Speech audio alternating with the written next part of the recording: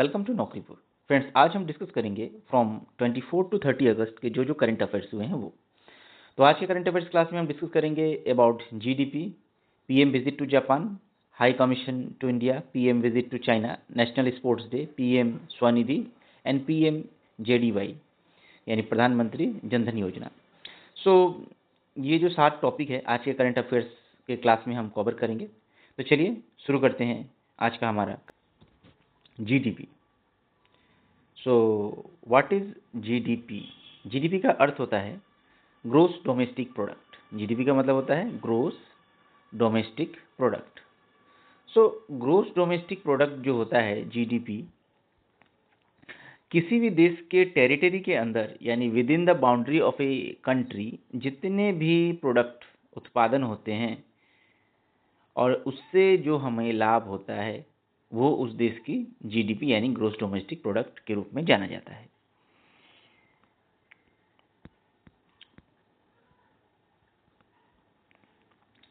तो देखिए, इंडिया का जो इकोनॉमी है वो 7.8% के दर से रिकॉर्ड किया गया है अप्रैल जून 2025 में, जो 24-25 में 6.5 जो है आंका गया था पिछले साल। तो क्या क्या बातें रहीं जिसके कारण जो ग्रोस डोमेस्टिक प्रोडक्ट है इंडिया का इतना हाई हुआ, ग्रो हुआ? तो देखिए, लास्ट ईयर एग्रीकल्चर में जो ग्रोथ देखी गई वो 1.5 थी, जबकि इस साल जो देखी गई है वो 3.7 है। मैन्युफैक्चरिंग की बात करें तो 7.7% है, कंस्ट्रक्शन में 7.6 है। देखिए, पिछले साल सर्विस सेक्टर में 6.8% थी, जबकि इस साल जो है 9.3% है। आरबीआई की अगर हम बात करें तो आरबीआई ने इस ग्रोथ को प्रोजेक्ट किया है 6.5% फॉर द फुल ईयर 25-26, और ये 25-26 में ये जो जीडीपी है आरबीआई के अनुसार 6.5 ही रहने वाला है। ग्रोस डोमेस्टिक प्रोडक्ट इंडिया का 6.5 रहने वाला है, लेकिन अभी जो है अप्रैल जून में ये 6.8 जो है इसे देखा गया है। देखिए, नेक्स्ट न्यूज़ है, पीएम हमारे जो प्रधानमंत्री नरेंद्र मोदी जी हैं वो 29 अगस्त 2025 को जापान में विजिट करने गए थे और इंडिया और जापान ने एमओयू यानी memorandum of corporation MOC sign किया है।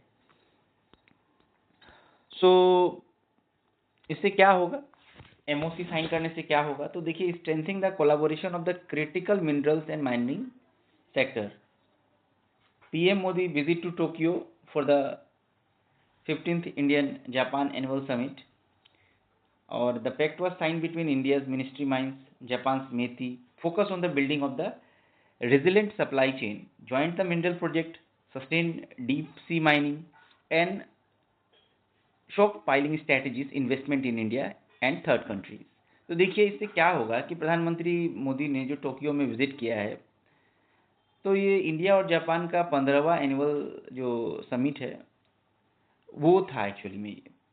और इंडिया मिनिस्ट्री ऑफ माइंस और जापान की जो मेटी है एमईटीआई,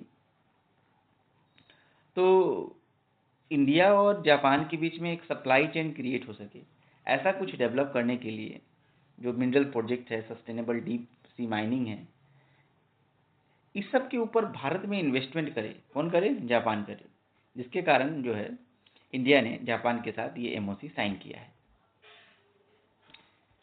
तो पीएम सेगुरु जो इशिबा जो जापान के प्रधानमंत्री है, इनका जो टारगेट है 10 trillion yen the currency of Japan, Japan की जो मुद्रा है उसे येन कहा जाता है, जापानी से इन्वेस्टमेंट इंडिया में लाने में विद इन 10 ईयर्स। तो अब 10 ट्रिलियन जो मुद्रा है जो भारत में 10 सालों में इन्वेस्ट किया जाएगा, उससे जो एसएमईज है, जो स्मॉल मीडियम एंटरप्रेन्योर्स है, स्टार्टअप्स है, और जो 8 पिलर्स है, investment, innovation, economy, security, environment, technology, health, mobility, people to people exchange, state perfect ties, ISRO, JAXA जो है इंडिया का इंडियन स्पेस रिसर्च ऑर्गेनाइजेशन, और जापान का जो स्पेस ऑर्गेनाइजेशन जीएएक्स है, जाक्सा है, जो कि हमें चंद्रयान 5 में भी जो LUPX लुपेक्स प्रोग्राम के अंतर्गत हमें हेल्प कर रहा है, हमारा जो चंद्रयान 5 है उसको डेवलप करने में। तो देखिए ये दिनेश कुमार पटनायक जी हैं। तो why he is important, Dinesh Kumar Patnaik. तो दिनेश कुमार पटनायक जी जो है अपॉइंट हुए हैं आईएफएस, जो 1990 बैच के आईएफएस हैं। करेंटली ये एम्बेसडर है स्पेन में और next high commissioner to Canada. ठीक है, ये स्पेन के एम्बेसडर है, साथ ही साथ अभी नेक्स्ट हाई कमिश्नर बनने वाले हैं कनाडा का। तो कनाडा ने भी इंडिया में वेटरन डेवलपमेंट क्रिस्टोफर कुटर को न्यू हाई कमीशन जो इंडिया में ये हुआ है इसको बनाया है, पीटर कुटर को। तो ये अपॉइंटमेंट जो है फिर से डिप्लोमेटिक टाइज दोनों देश यानी कनाडा और इंडिया के बीच में जो डिप्लोमेटिक टाइज जो है वो थोड़ी सी जस्टिन ट्रूडो के टाइम में थोड़ी सी टूट गई थी। तो इंडिया के जो हाई कमिश्नर संजय कुमार वर्मा थे, पीएम जस्टिन ट्रूडो के टेंशन के कारण फिर उसे बुला लिया गया था उन्हें, और फिर से वो डिप्लोमेटिक टाइज हम कनाडा के साथ साइन करने जा रहे हैं। So Sanjay Kumar Verma tension within the PM Justin Trudeau और पीएम जस्टिन ट्रूडो के बीच में जो टेंशन थी उसको जो है अब तो जस्टिन ट्रूडो रहे नहीं। तो माना ऐसा जा रहा है कि जो रिलेशन है after the mark Kennedy become the Canadian PM, mark Kennedy अभी प्रधानमंत्री हैं, कनाडा के नए प्रधानमंत्री है, जो कि एक पॉजिटिव मतलब मोदी और कैनेडी का जो बायलैटरल मीटिंग है G7 में हुआ था, जिसमें ये जून 18 2025 को हुआ था। बोथ साइड ने जो है अपने हाई कमिश्नर को फिर से एक स्टेप आगे बढ़ा के स्टोर करने की बात कही थी और दोनों की रिलेशन इंप्रूव होंगे। मार्क कैनेडी जो है कनाडियन पीएम बन गए हैं, leading a positive Modi Kennedy bilateral meeting G7 outreach summit. Both side agree to reinstate high commission first step normalize the type. तो दोनों ही देश हाई कमीशन को अपने अपने देशों में लाके जो पहले की जो टेंशन थी उसको थोड़ा कम करना चाहते हैं। तो देखिए प्रधानमंत्री मोदी जी जो है 2 नेशंस का टूर कर रहे हैं 29 अगस्त टू 1 सितंबर 2025। पहले वो जापान फिर चाइना गए। जापान का तो हमने देखा। तो इससे क्या होगा कि स्ट्रेटेजिक जो पार्टनरशिप कॉर्पोरेशन है, हाई लेवल डिप्लोमेटिक इंगेजमेंट्स है हमारे इंडिया में इन 2 देशों से हो पाएंगी। जापान जो है India Japan annual summit PM Modi ji ने सेंगुरु में किया, जिसमें defence, technology, clean energy, cultural ties, Indo Pacific stability पर बात कही गई। साथ ही साथ चाइना के साथ 31 अगस्त और से लेके 1 सितंबर तक ये समिट एससीओ समिट जो है तियानजिन में होने वाला था, जो कि प्रिसाइडेड करेंगे शी जिनपिंग। एजेंडा था regional security economic corporation bilateral talk with Xi Jinping, Putin and others, peace along with the India China border, और साथ ही साथ जो इंडिया और चाइना के बॉर्डर में जो स्ट्रेस है, टेंशन है, उसको कम करना। देखिए नेक्स्ट न्यूज़ है नेशनल स्पोर्ट्स डे। तो नेशनल स्पोर्ट्स डे हर साल जो है 29 अगस्त को मनाया जाता है, birth date of major Dhyanchand. जो मेजर ध्यानचंद जी जिन्हें हॉकी का जादूगर कहा जाता था, और इन्हीं के बदौलत जो इंडिया है गोल्ड मेडल जीती थी ओलंपिक में इन 1928, 1932 और 1936, लगातार 3 बार, बिकॉज ऑफ मेजर ध्यानचंद। और इन्हीं की याद में इनके जन्म दिवस पर नेशनल स्पोर्ट्स डे सेलिब्रेट किया जाता है।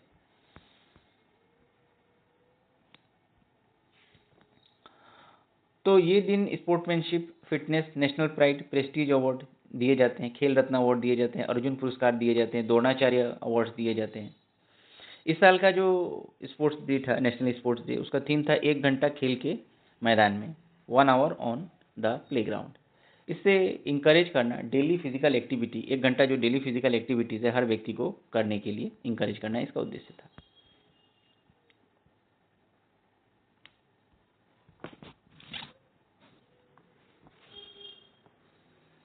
ट्वेंटी 9 अगस्त 2025 को यूनियन कैबिनेट ने फिर से रिस्ट्रक्चर किया prime minister street vendor Atmanirbhar Nidhi, जिसे पीएम स्वनिधि भी कहा जाता है।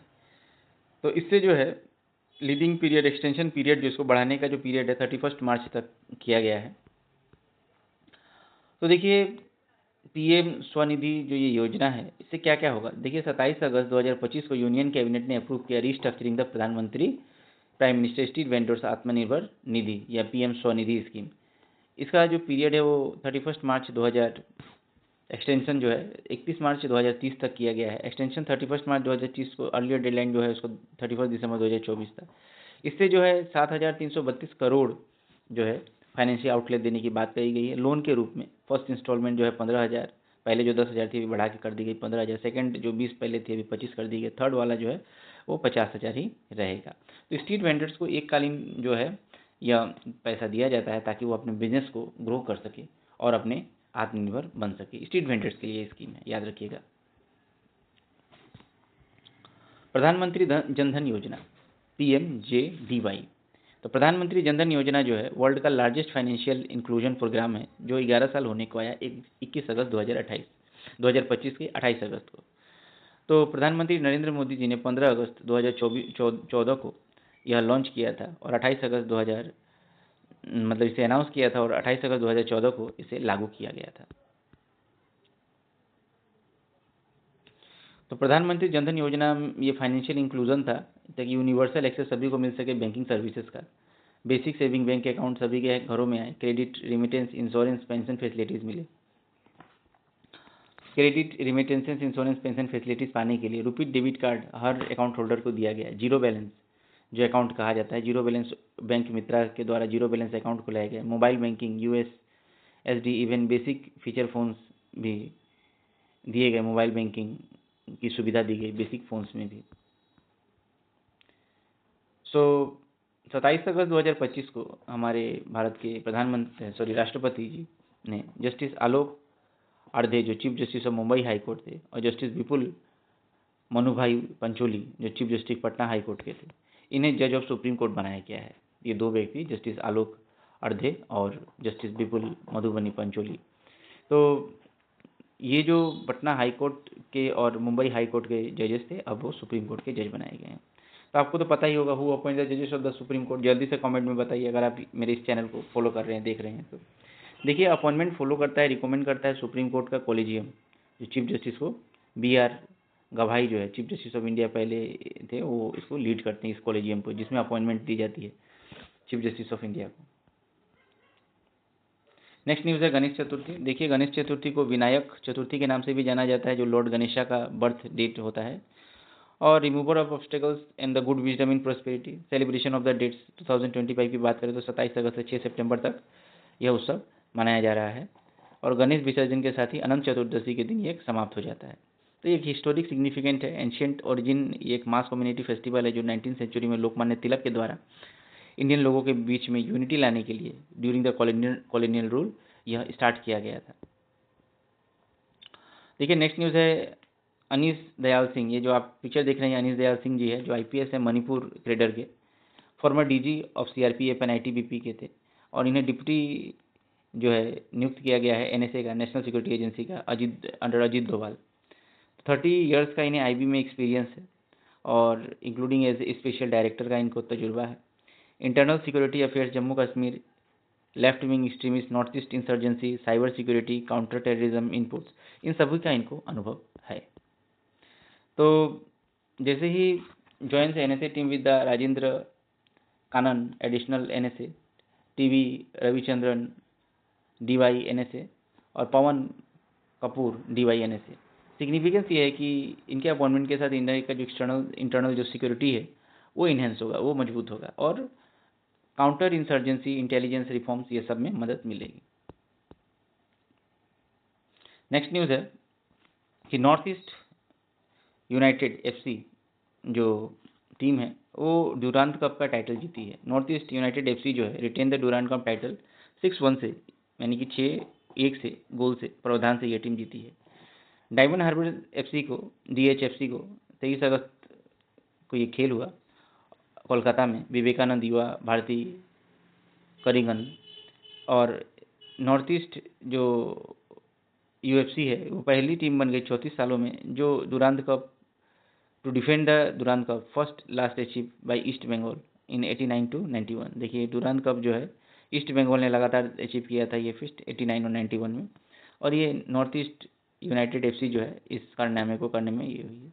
तो ये अचीवमेंट ऐसे ही नहीं मिली है। देखिए नॉर्थ ईस्ट यूनाइटेड के जो प्लेयर्स है उन्होंने काफ़ी अच्छा स्कोर किया है, जिसमें अलादीन आचार्य जिन्होंने 3 महत्वपूर्ण गोल किए, पेनल्टीज़ किए, और 1 लोन गोल कम भया जो भी जस्ट इन 68 मिनट में डिफ्लेक्ट हेल्डर के टाइम में। सो देखिए ये सब जो चीज़ें हैं ये बहुत बड़ी अचीवमेंट्स है इंडिया के लिए, इंडिया फुटबॉल के क्षेत्र में आगे जाए। तो फ्रेंड्स मैं आप लोगों को जो प्रैक्टिस क्वेश्चन है याद रखिएगा, जो आपको प्रैक्टिस क्वेश्चन है वो मैं ग्रुप में देते रहता हूँ। तो आप अगर प्रैक्टिस क्वेश्चन पाना चाहते हैं तो काइंडली मेरे इस ग्रुप को जरूर ज्वाइन कीजिएगा, जो आपको इस लिंक में, इस वीडियो के लिंक में अवेलेबल होगा। Thank you everyone for watching my video. Thank you.